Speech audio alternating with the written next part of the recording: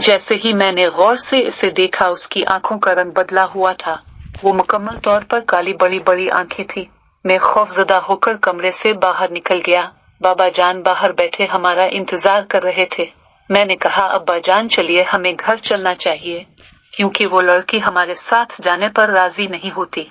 मैंने जानबूझकर बाबा जान से बहाना किया, क्योंकि मुझे यकीन हो गया था कि वो लड़की इंसान नहीं है, शायद इसके साथ कोई मसला है। मगर बाबा जान एक ही बात पर उड़ गए और कहने लगे, हटो सामने से, मैं खुद बात करके आता हूँ। ये कहकर वो उठे और आशी वाले कमरे की तरफ बढ़े। मैंने उन्हें रोकने की बहुत कोशिश की, मगर वो ना रुके। मैं भी एहतियात के मद्देनजर उनके पीछे चल पड़ा। जो ही हम बाप बेटा कमरे में दाखिल हुए, वो लड़की नॉर्मल हालत आंखें बंद किए सुकून से सो रही थी। बाबा जान ने उसे मुखातिब करते हुए कहा, आशी बेटी, क्या तुम आज हमारे साथ नहीं जाना चाहते? मैं ये सोच रहा था कि अगर तुम बुरा ना मानो तो हमारे साथ चल पड़ो, फिर सुबह जब तुम्हारी तबीयत संभल जाएगी तो हम तुम्हें तुम्हारे घर पर छोड़ देंगे। उसने एकदम अपनी आंखें खोली और गौर से बाबा जान को देखने लगी।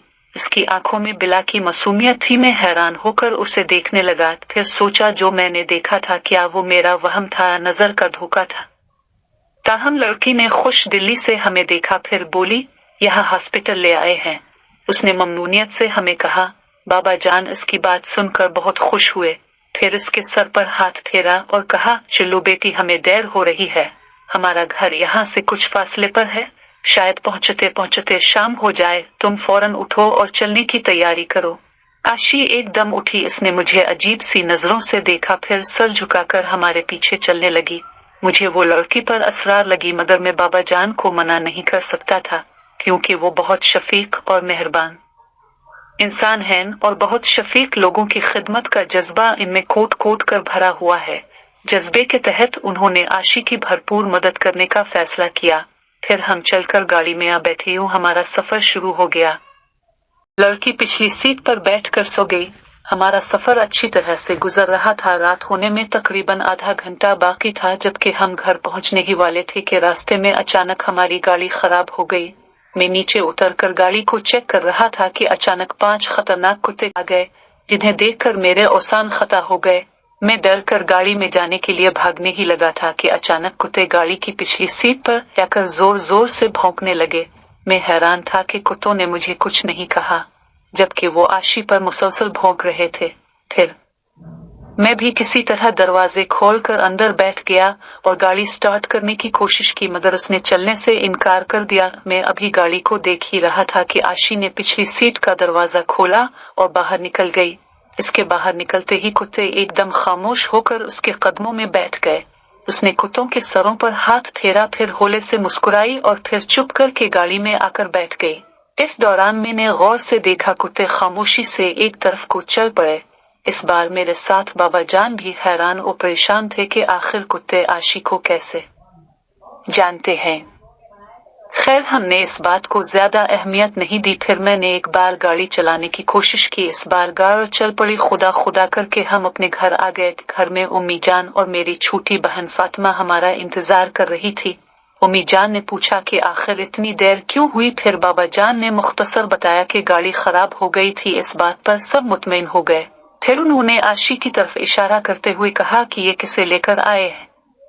इस बात का जवाब भी बाबा जान ने दिया कि रास्ते में है पोश गिरी पड़ी थी, इसीलिए उठाकर ले आए हैं। कल सुबह से इसके घर छोड़ देंगे। सबने आशी से मिलकर बहुत खुशी का इजहार किया। आशी भी हमारे घर का माहौल देखकर बहुत खुश और मुतमईन नजर आ रही थी। थोड़ी देर बातें करने के बाद खाना लगा दिया गया। फिर फातिमा ने आशी को इसका कमरा दिखाया।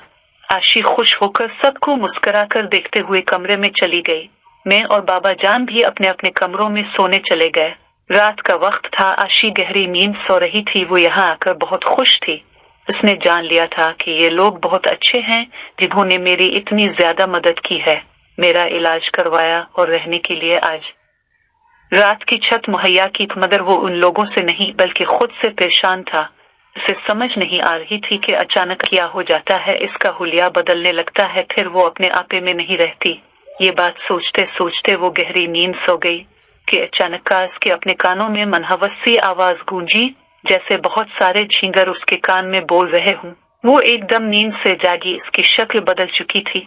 वो एक झटके से उठी। इसने देखा कमरे में वही उल्लू गोल गोल घूम रहा था और इसे उठाकर बाहर ले जा रहा था।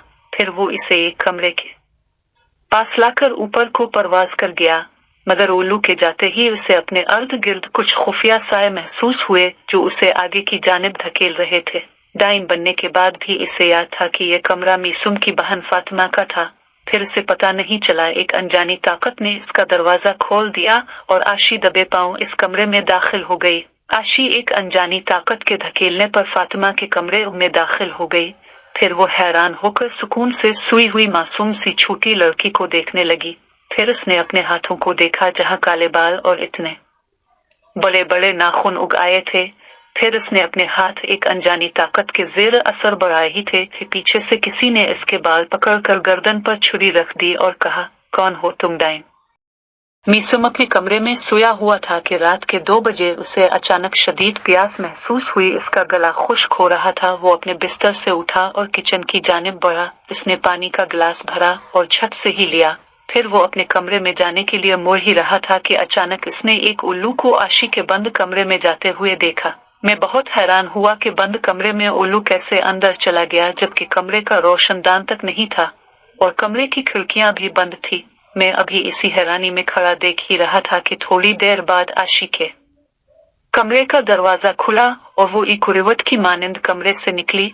बाल खिले हुए, शक्ल बिगड़ी हुई, लंबे लंबे नाखून और बड़े बड़े दांत निकले। वो फातिमा के कमरे की जानिब आहिस्ता आहिस्ता बढ़ रही थी, जबकि वो पर असरार उल्लू इसके आगे आगे परवाज कर रहा था। ये मंजर देखकर मेरे औसान खता हो गए। मैंने सोचा भी नहीं था एक अनजान लड़की हमारे पूरे खानदान के लिए खतरा बन सकती है। मुझे कुछ समझ नहीं आ रहा था कि क्या करूं। मैं भी फौरन इसी कमरे की जानिब रवाना हो गया ताकि अपनी बहन को बचा सकूं। मैं किचन में भाग कर गया और फल काटने वाली छुरी उठा ली और आशी के पीछे पीछे दिए पांव कमरे में दाखिल हो गया। इस दौरान मैं अव्वल आखिर दुरूद पाक के साथ आयत अल कुर्सी का विर्द भी बाआवाज पढ़ता जा रहा था ताकि वो शैतानी ताकत कमजोर होकर अपना रास्ता बदल ले। कमरे में फातिमा बड़े सिक्कों के साथ दुनिया और माफिया से बेखबर होकर सो रही थी। फिर मैंने देखा आशी डाइन अपने लंबे लंबे नाखून मेरी बहन की गर्दन पर रखने ही वाली थी कि मैंने पीछे जाकर उसके बाल पकड़ लिए और छुरी उसकी गर्दन पर रखते हुए कहा, कौन हो तुम डाइन? और किस मकसद से हमारे घर में दाखिल हुई हो? जल्दी बताओ वरना यहीं काट कर रख दूंगा। इतना कहना था कि आशी ने एक झटके से खुद को मुझसे छुड़ाया।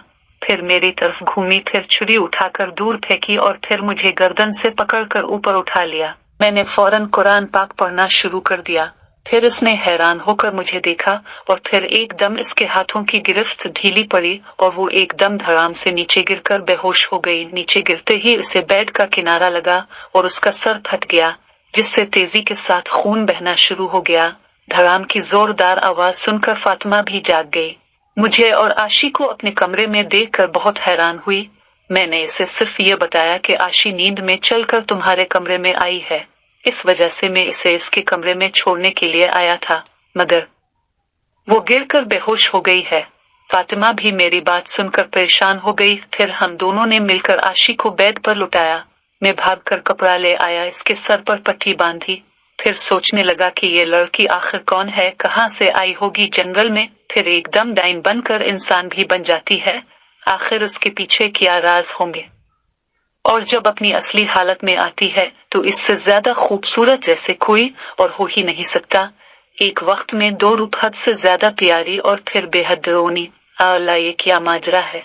सोच सोच कर मैं बहुत परेशान था और घर में किसी को बता भी नहीं सकता था। फिर मैंने फैसला कर लिया कि सुबह होते ही इस डाइन को कहीं छोड़ आऊंगा। उसकी पट्टी करके मैं और फातिमा इसे कमरे में अकेला छोड़कर बाहर निकल आए। मैं तो जान चुका था कि वो लड़की डाइन है। अब घर में किसी को बताए बगैर इससे छुटकारा हासिल करना है। फातिमा को अपने कमरे में बैठाकर मैं बाहर सहन में आ गया। फिर मैंने इस उल्लू को देखा जो मेरे गर्द चक्कर काटने लगा और जादुई ताकत से मुझे आशी वाले कमरे की जानिब धकेलने लगा। मगर मैंने जो ही इस मनहूस उल्लू को देखा धकेलते जोर जोर से सूरत नास की तिलावत शुरू कर दी, जिसका नतीजा ये हुआ कि उल्लू ऊपर परवाज करके नजरों से गायब हो गया। मैंने खुदा का शुक्र अदा किया। फिर सुबह होने का बेचैनी से इंतजार करने लगा सुबह की अजान के वक्त मैंने फौरन नमाज पढ़ी और दुआ मांगनी शुरू की कि अल्लाह पाक ये लड़की जो भी है हमें इसके शर से महफूज फरमा और मेरे खानदान को अपनी हिफ्जो अमान में रख। सुबह की रोशनी फैलते ही घर के सब लोग जाग गए। इन लोगों को भी मैंने वही बताया जो मैंने फातिमा को बताया था, इसीलिए अम्मी और अबू ने ज्यादा इस बात को अहमियत नहीं दी। थोड़ी देर बाद नाश्ता लगा दिया गया। अम्मी ने फातिमा से कहा, जाओ आशी को नाश्ते के लिए बिला लाओ। मैं कहा, फातिमा तुम रुको, मैं आशी को बिला कर लाता हूँ। फिर जो ही मैं कमरे में दाखिल हुआ मुझे आशी कहीं नजर न आई।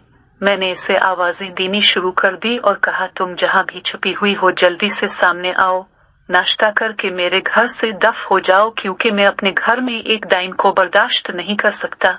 इतना कहना था कि आशी जो दरवाजे के पीछे छुपी हुई थी निकलकर बाहर आई और आते ही मुझसे जोर से लिपट गई और कहने लगी, मिसो मैं तुमसे बहुत प्यार करने लगी हूँ, मैं अब यहाँ से कहीं नहीं जाऊंगी। इसकी बात सुनकर मेरे पाँव के नीचे से जमीन निकल गई। फिर मैंने गुस्से से कहा, क्या कह रही हो तुम, ये कैसे हो सकता है, मैं तुम्हें जानता तक नहीं, और ये जो तुम बार बार डाइन बन जाती हो, कौन पागल होगा जो तुमसे शादी करेगा। दोस्तों, इस नावल शेमी डाइन की बेटी का अगला पार्ट सुनने के लिए मेरे इस चैनल स्टोरीज 7 सेंटर को सब्सक्राइब करें, ताकि मैं जब भी नई किस्त अपलोड करूं इसका नोटिफिकेशन सबसे पहले आपको मिले।